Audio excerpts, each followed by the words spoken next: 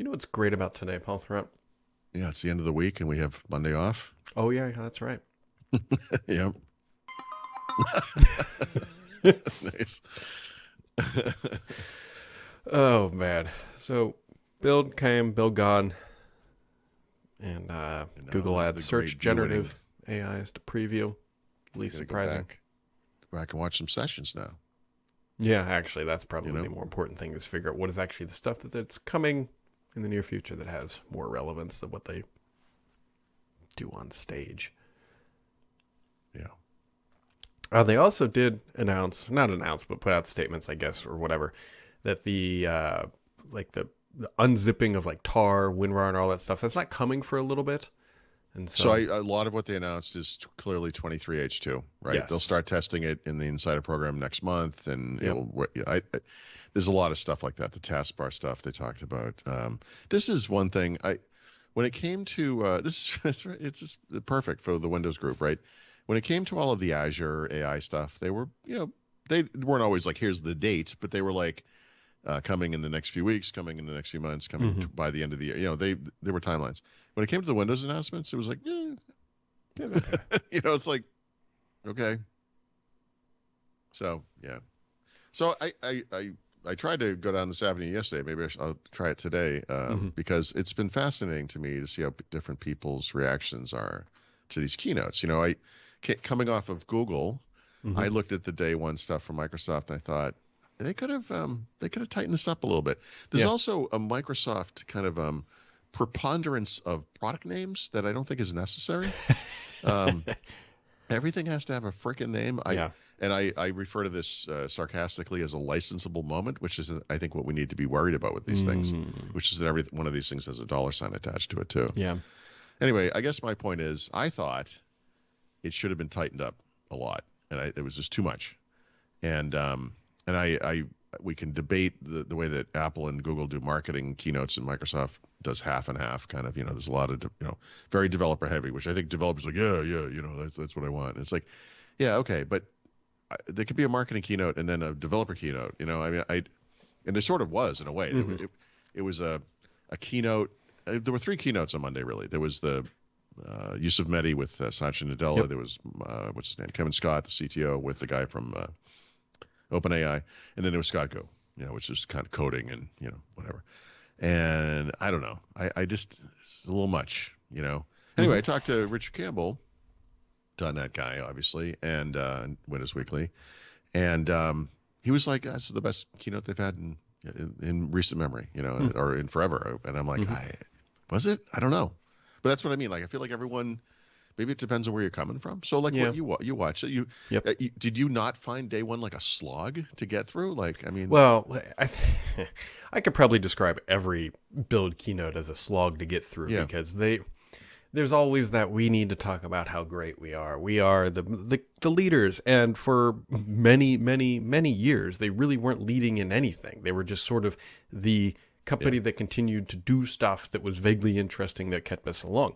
And now hmm there's the AI stuff, which you can argue that they are at least a leader in. Granted, that's through a partnership, but you know what? Microsoft inked the partnership, so good on them. And they've been investing this since, what was that, like 2017 when they did that? And right, so from the perspective of yeah, watching Microsoft just take a new technology and just ram it, and I mean ram it into everything, it was probably the best keynote from that perspective that yeah, Microsoft has yeah. found That's breathtaking for yeah, sure. Yeah, that they found a North Star and that they are hitting that thing as hard as they can. So uh, from that perspective, yeah, right. absolutely fascinating. But like the Windows keynote, day Oh my two, god, my that god, that that was was rough. horrific. Yeah, that was rough. Well, I wrote about it. I wasn't sure if I wanted to. It's impossible to write about something like that and not unfortunately, have to kind of deal with the personalities involved, which means I have to be critical of a human being. And it's like, Mm-hmm. oh, listen, I've stood up on stage and it's awful and it scares me. I'm not good at it. I don't ever want to make fun of someone for not being a good presenter, but I do want to acknowledge that when someone's not a good presenter, maybe bring other people on stage, Mm-hmm. you know. But whatever. That's I, the thing about Microsoft is everything is kind of nuanced, right? Yeah, Yeah. you could if you look at Microsoft back in the late '90s, early 2000s was utterly dominant in the personal computing industry.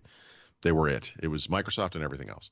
The world today is more heterogeneous. There's Apple and Google and Amazon and Facebook even, I guess. We're going to include them for some reason. There's all these different things. There's different little silos, whatever. If you feel bad about that as kind of a Microsoft fan, the one thing you can console yourself with is that Microsoft today is much bigger than they ever were when they were the only company, right? The market has just expanded. So even though they're, number two or whatever, however you want to say it, depending on the market number and nothing, I don't, whatever, they're still bigger and they make more money than they ever have, right? So there's that. But then again, when was Azure announced? 2005, wasn't it Red Dog? Wasn't that the name? Red Dog, yep. Yeah. I don't remember. So it's we'll say it's about 15 years old at least, probably more. You can look it up on blabbering. But Microsoft has ridden this promise of Azure and cloud computing, right? For whatever that amount of time is, to great success. I published a picture of their stock price exploding that you can follow in the Satya Nadella years, which Satya Nadella became the CEO probably in 2014, 2015, somewhere in there. 2014 probably. So Azure was officially announced in October of 2008. 2008. Okay, so 15 years, right? 8, 12, 15 years. So Satya Nadella has been CEO for only part of that. I think that switch over in leadership, it made people pay attention. They're all in on cloud, blah, blah, blah. You can look back. I don't remember the year anymore, but you can look back and say there was a build where Windows went from day one to day two and cloud went from day two to day one. And like that, right? But that's fading. And what do we have to show for it? We, meaning Microsoft, now you and I, is Azure is a distant number two, right? For all of that hype and excitement, for all of that stock market growth, all of that market cap excitement, Microsoft is in its biggest market, number two. Which again, I feel like is the reason for AI and why we're pushing it. We got to keep that momentum going, keep the thing, But you know what? Again, just speaking clearly, or trying to think clearly here, I don't see a world in which Microsoft dominates AI. I see the same thing I see today. I see there are 5 or 6 big players, not in AI, but using AI to serve their customers in some way. And I don't know that this changes anything. And it's important for Microsoft to do it, but I feel like, God, they could use a little bit of Apple-style clarity when it comes to this stuff. Like, yes. Instead of having 117 different AI offerings on day one, have 3. Well, they're taking the Amazon approach right now. Remember, Alexa was in microwaves. It was in clocks. They didn't know where it's going to best serve, so they just threw it in everything. Yeah. Anyway, this is a jumble. Maybe it's something I can. Someday I'll be walking or taking a shower and I'll be like, oh, this is what I'm trying to say here. But I feel that kind of explosion of information makes things unclear. Like, we get it. You're all in an AI. That's clear, but we talked about this before the show. Like, the big question coming into this will be the big question coming out of it, which no one seems to be asking. How much is this going to cost? Right. Is this going to be one of those, the first one's free kind of deals where we all get hooked on AI and then they're like, oh, we're coming to market now. And look what we did. Teams Premium is going to be the model we use. Probably. That failure of a product. Take things that used to be free during the pandemic, bundle them together, add a couple of new things, and charge a lot of money for it. We really need to be prepared for that. Interesting thought. Now, I don't want to get into we need big government to step in and regulate this. Well, However, and my gut would tell me the EU is probably going to be the first one to look at this because they're going to say, okay, Google and Microsoft, we're at a tipping point where the industry has a potential to change, right? I think we can all agree that is the thing. Microsoft is obviously making its play. Google's making its play. What we're not hearing, which we typically see in an environment like this, is an upstart that has the potential to disrupt the large players having an equal playing field. Meaning, look at what happened in the browser space. Look what happened in mobile phone space. I know Apple's huge today, but they weren't always. Would you argue that this is OpenAI? I don't know. I firmly think that if Microsoft's going to get in real deep regulatory trouble, I think it might come potentially through OpenAI.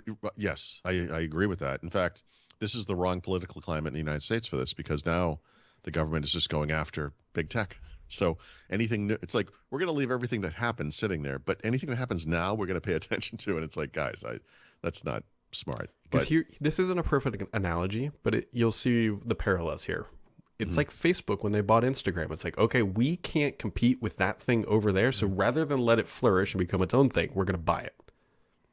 So, yeah, here's a couple of potential outcomes. Microsoft does not have an exclusive licensing arrangement with OpenAI, right? I asked this question semi-rhetorically, but one of the million announcements Microsoft made was that they're going to use OpenAI's plugin model, I think is how they call it, like an extension for a web browser. Across everywhere they have a Copilot, right? So if you write an extension for OpenAI, it will work in Bing, it will work in Windows, it will work in Microsoft 365, whatever. Smart. Will Google adopt this standard? Yeah. Probably not. But what if they did, right? Yeah. What if Google, Amazon, and or Apple also licensed OpenAI? What if any one of those companies also gave OpenAI some billions and billions of dollars? And what if at the end of the day that Microsoft's advantages over its competitors amount to Bing on the client, which is or in the cloud or whatever, which is nonsense, or we're just we have the strength of the Microsoft Graph and Microsoft 365 and productivity, and you guys over in Google and Amazon have your own little stupid productivity things, and you can do whatever you want over there. And then the market doesn't really change, right? We all have AI. Microsoft's still dominant over here. Amazon's still dominant over here. I guess this is sort of my point. Like maybe I have written this somewhere actually. I don't know at the end of the day that anything changes, except for OpenAI, right? I don't know. We don't know. It's early days. Like, this is just happening. Right. It's unfolding. It's, Franz Ferdinand has been shot. No one knows what's going to happen next. We don't know. We don't know. We don't know. I guess we'll see what happens Monday. No, Tuesday. There's no podcast Monday. Yeah.